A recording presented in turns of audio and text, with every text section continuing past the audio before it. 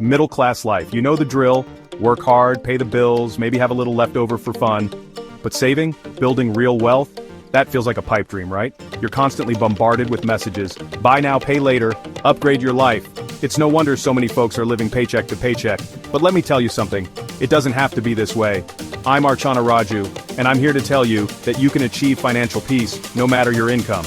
We're diving headfirst into 5 powerful money moves that can transform your finances. No complicated spreadsheets, no starvation budgets. Get ready to ditch the debt, build a future you're excited about, and finally start living life on your terms. Look, we're all human. We tell ourselves we'll save what's left at the end of the month, but let's be honest, there's rarely anything left. That's why you gotta flip the script and pay yourself first. Don't even give yourself a chance to spend it. Here's how it works. The second that paycheck hits your account, a chunk of it automatically goes straight to your savings account. Think of it like a non-negotiable bill. You pay your rent, you pay your utilities, and you pay yourself. Even if it's just $20 or $50 a paycheck, it adds up faster than you think.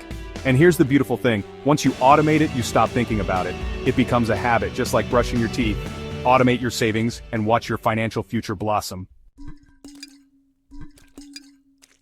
You get a raise, you feel great, and then, bam! You start thinking about that bigger house, that fancier car, that designer handbag. Listen, I'm all for enjoying the fruits of your labor, but there's a fine line between treating yourself and falling into the lifestyle inflation trap. Here's the deal.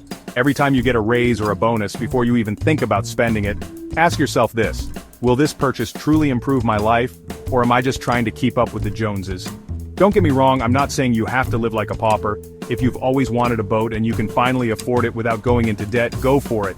But make sure it aligns with your values and your long-term goals.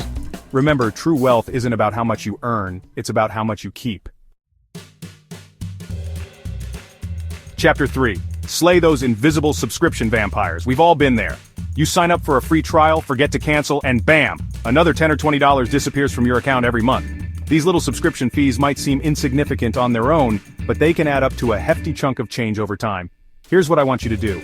Once a year, sit down with your bank statements and credit card bills and make a list of every single subscription you're paying for. And I mean everything: streaming services, music apps, gym memberships, meal kits, the whole shebang.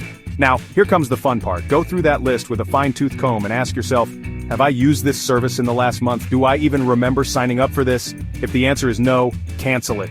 You'll be amazed at how much money you can free up by simply being more mindful of your subscriptions.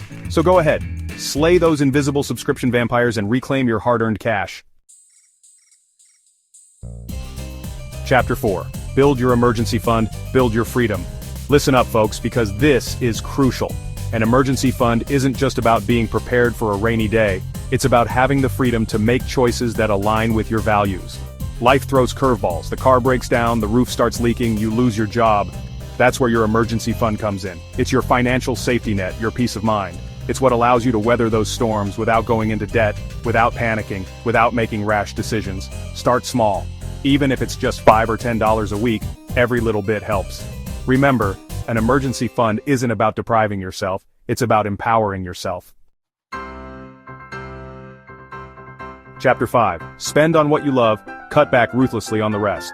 Here's the good news. You don't have to live a life of deprivation to achieve financial freedom. You can still enjoy the things you love, you just have to be intentional about your spending. It's about understanding your priorities and making choices that align with your values. Ask yourself, what truly brings me joy? What experiences or possessions are worth working towards? Whatever it is, identify those things that light you up and make them a priority in your budget. Now here comes the flip side. Once you've identified your non-negotiables, it's time to get ruthless with the rest of your spending. Take a hard look at your budget and identify areas where you can cut back without sacrificing your happiness. Remember, it's not about depriving yourself, it's about making conscious choices that align with your values. Outro. Take control of your financial future. Listen, building wealth isn't about luck or hitting the lottery. It's about making smart choices day in and day out. It's about taking control of your money instead of letting it control you. Remember, you have the power to change your financial future. It starts with a single step, then another, and another. Don't get overwhelmed, just start. Now, I want to hear from you. Which of these money moves resonated with you the most? Let me know in the comments below.